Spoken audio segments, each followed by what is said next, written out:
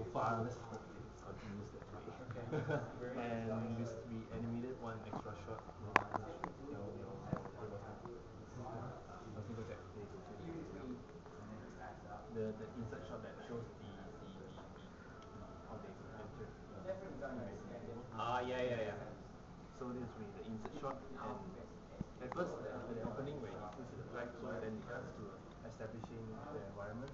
Then it cuts back to his place where he sits on the slide, and during that when during the process of sitting on the slide, we hear the effect of the world changing. Yeah, how are you going to do that transition? Most likely in the After Effects. Yeah. But like some black and white to color, or more saturation to less saturation, what's going to be the difference between the real and the The imaginary world? textures are different. Some the more the imaginary world. Yeah. So from a more normal kind, it's effects below and Yeah, yeah. Yeah, yeah. That's important that that's really obvious. Yeah, so the contrast, I think the contrast of color, I think maybe from a green grass to a land barren wasteland color, or the other way around. Yeah.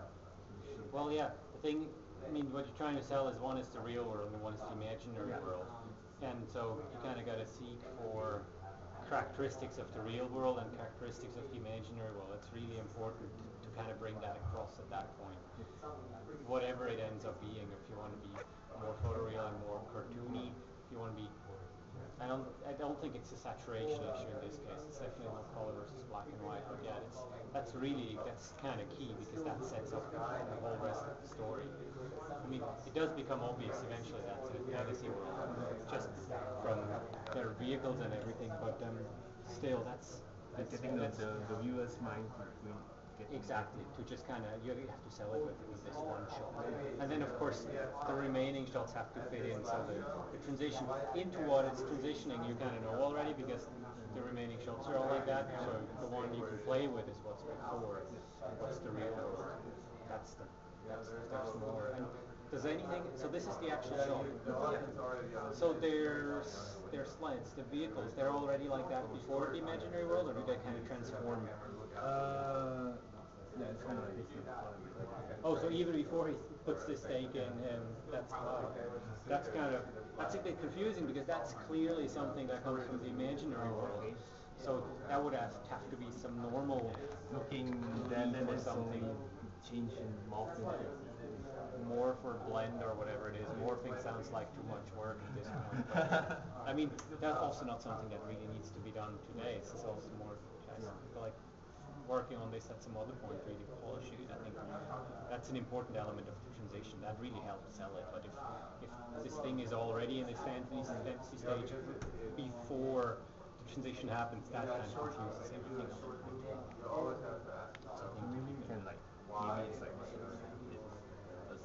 maybe since it's already stepped before, maybe it's like when he sits, it's like a process of fully changing. Yes, that's a possibility. Or you just make it like, I mean, these kids, they could build something like that just out of, big palm leaf, and get some wood sticks and kind of tie them together. And then the difference is that it comes to life when the transition happens. Suddenly these wood sticks suddenly turn into like steering gear that actually feels like it could work. I think that would almost be the easiest, so that it turns kind of like from a children's toy that grown-ups obviously realize, oh yeah, it's just a bunch of branches tied together, into something that's like alive. That's more more believable in a way. yeah, and it's easier because you don't have to change so much. But then the challenging part is how to sell this transition from it being an inanimate children's fantasy to actually something that really they can ride around. Oh, Yeah. There's a lot of stuff you can do here, but all of it is a good amount of work.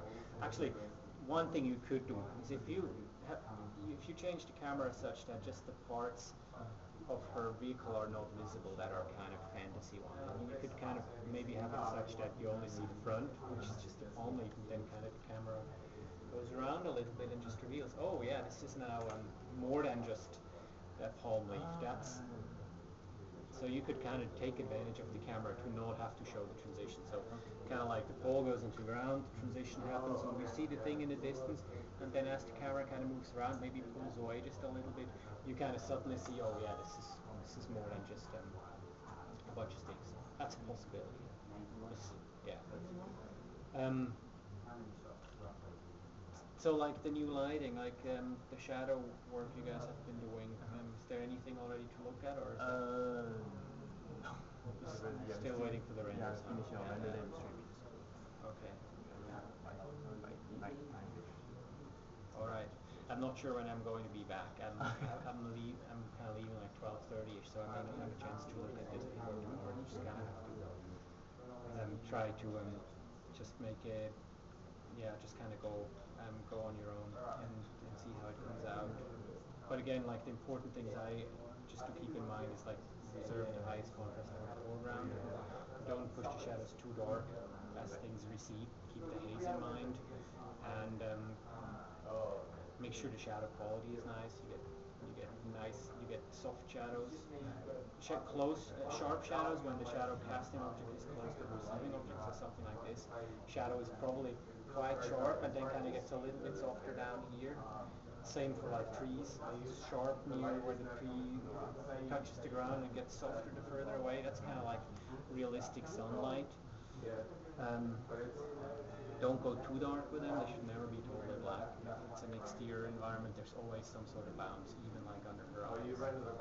And just use your shadows and your contrast to your advantage as a way to kind of like group your elements, make sure that the foreground is immediately identifiable, separates a little bit from the background. You don't have like large dark shapes of the foreground overlapping with background. That's kind of like when things get distracting. That's the overall rules to keep in mind, and I think maybe a lot of the shots you actually don't have to change that much. You may want to fiddle just a little bit with the contrast, boost it just a bit in the foreground, but not really too much. And then I'm not sure I think that's kind of something you guys have already, but just want to mention it again, just for an exterior lighting environment. Usually it works very well to have warm heat and a kind of coolish fill, because the fill is essentially kind of light that bounces off the sky, and the sky is predominantly light. So you can oftentimes get cool fills, whereas the sunlight during the day is almost white, but as we go towards afternoon it becomes warmer and warmer, and it also just gives you a nice lighting balance. But then again, that's something that has to kind of apply to every shot. So shadow areas, fill areas, they're always kind of bluish, and wherever the sunlight hits, that's the ones that are kind of bluish. That's kind of the things to watch out for when you kind of go over your comps again and try to integrate these new passes. Yeah. All right. And if anything comes out that you want to show me, just come and grab me. I'm around for about another